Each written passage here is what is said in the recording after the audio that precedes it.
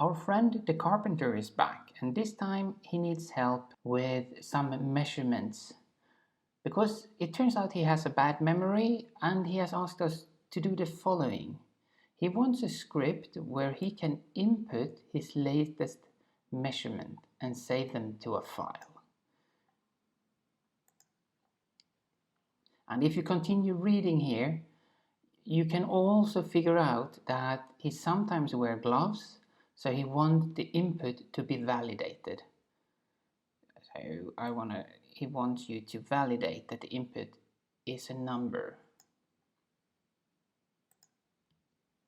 This is how I understand the problem. So don't forget that we have Polya's problem solving technique, where the first step is to understand the problem. Reformulate it, think about it, make sure that you understand the problem, and then it's time to devise a plan. So now that I think that I understand what we need to do, that we first need to read a value and validate it to make sure that it's a number.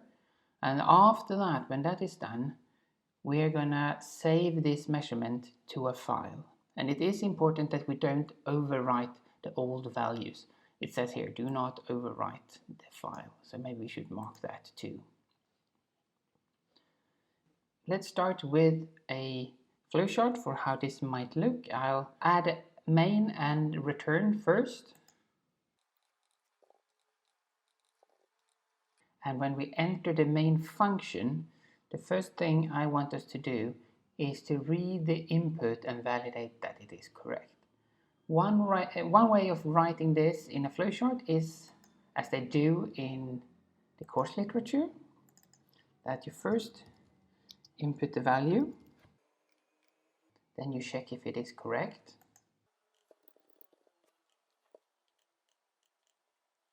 And if it turns out that it is a bad value, what are we going to do then? Then we are going to display an error message and read a new value.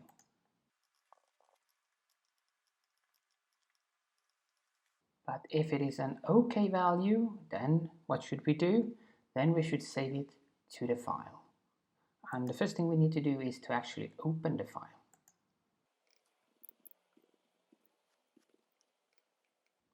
When we have opened the file, we can append the value to the file. And we must not forget, if we open the file, we must also close the file.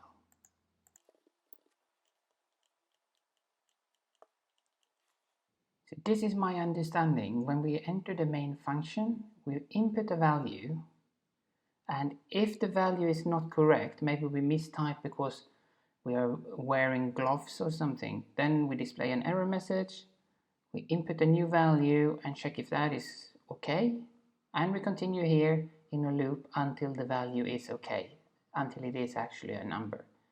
And when it is okay, we open the file for writing, then we append the value that we just read, and then we close the file. And after that, we are finished. I'm going to tidy this up and so it looks a little bit better.